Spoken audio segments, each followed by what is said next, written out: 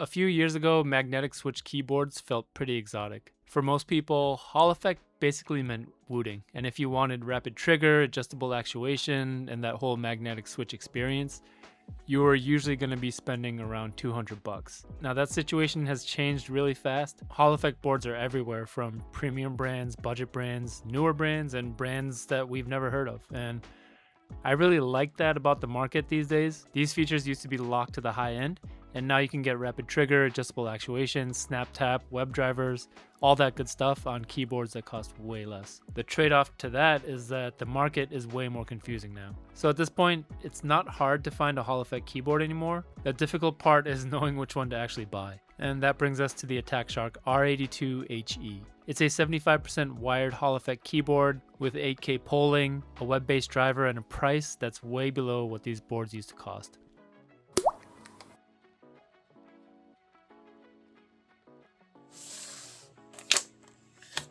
So opening it up, here's what you get in the box. We've got the keyboard itself, a color-matched USB cable, a keycap and switch puller, and of course the signature knockoff wooting carrying strap. Packaging is clean and secure. Nice unboxing experience. Physically, I think the layout is one of the best parts of this keyboard. 75% is probably my favorite layout. You get most of the keys that actually matter, but the board still feels compact, so it gives you more desk real estate without making the keyboard annoying to use every day. It's a nice compromise and kind of getting the best of both worlds. Design-wise, it depends on which colorway you get. It comes in a standard black, or you can get it in the white or pink contour pattern. I have the pink contour version, and I think visually it just elevates the whole board. I think it's a really nice looking keyboard. The keycaps are PBT double shot, which is nice to see at this price. They don't feel like those thin, shiny keycaps you sometimes see on those budget boards. These have more of a matte texture to them, and I really like how they feel on the fingertips.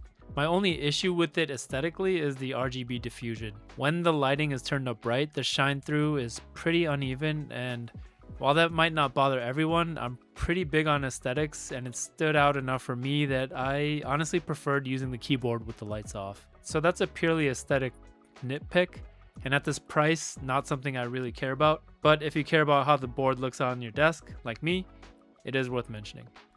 The case is a full plastic build, but it doesn't feel flimsy or cheap.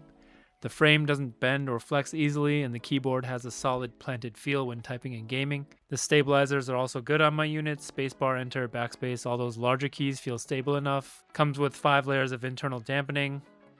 Pretty standard these days. The sound profile is pretty satisfying.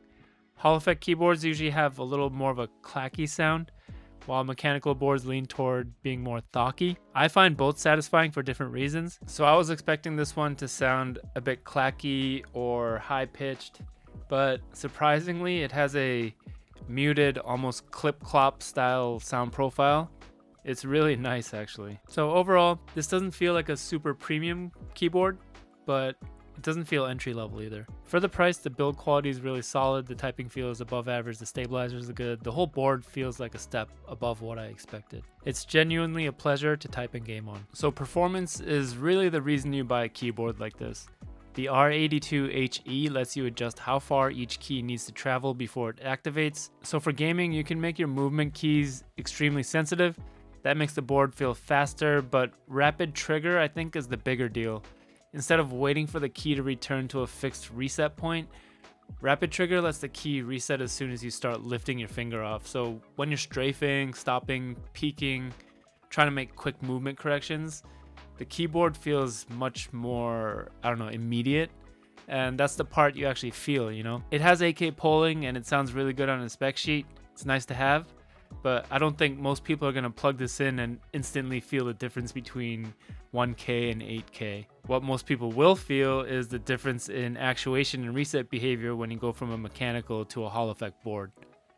In games, this isn't gonna make you magically better, but movement, leaning, quick inputs, inventory actions, it's all gonna feel more snappy. And in FPS games where clean left-right movement matters, Rapid trigger makes a lot of sense. Snap tap is also a prominent feature of Hall effect boards. This helps prioritize the latest input when you press opposite movement keys. But you got to be careful with this feature. Some competitive games don't allow these features to be used, so check the rules before using it seriously. For typing, Hall effect boards can be hit or miss sometimes. I think a critical thing is to set separate profiles for daily use versus gaming. The one for gaming you'll set with faster actuation and rapid trigger, and for normal use have a deeper actuation point so the keyboard feels more normal. The typing feel is really smooth on the R82. Magnetic switches usually don't feel like traditional mechanicals.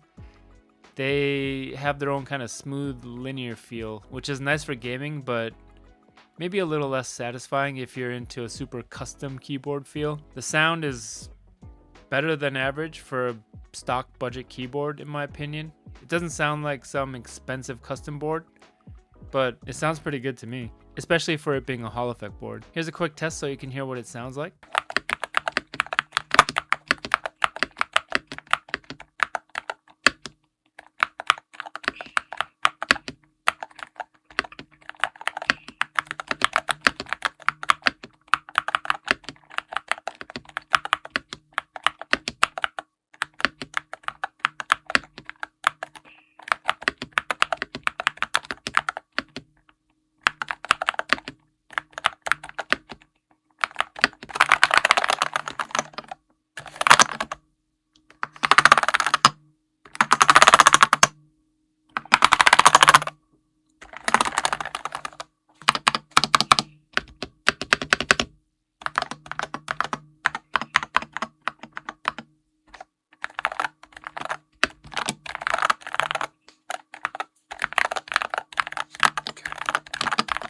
With Hall effect boards, the software matters a lot, right? Because the whole point of them is that you're able to fine tune and configure it to your personal preferences and uses.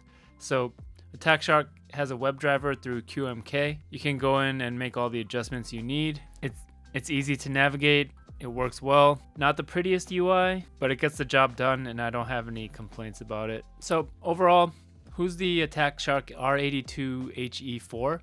I think it makes sense if you want to try a Hall effect gaming keyboard without spending premium keyboard money. The main reason to buy it is for those Hall effect switches, which give you access to rapid trigger and adjustable actuation, among other features. That's the part that actually changes how the keyboard feels in games. And if you've never tried a Hall effect board, I think this is a good entry point. The 75% layout is practical. It's my favorite layout. The keycaps are great for the price. The gaming features are there, and as long as the software works well enough for your setup, it gives you a lot of the stuff that people want from more expensive Hall effect boards. If you mainly care about gaming performance, movement feel, and having more control over your keyboard inputs, then take a look at the Attack Shark R82 HE, because at this price, I think you're getting a lot more than you pay for.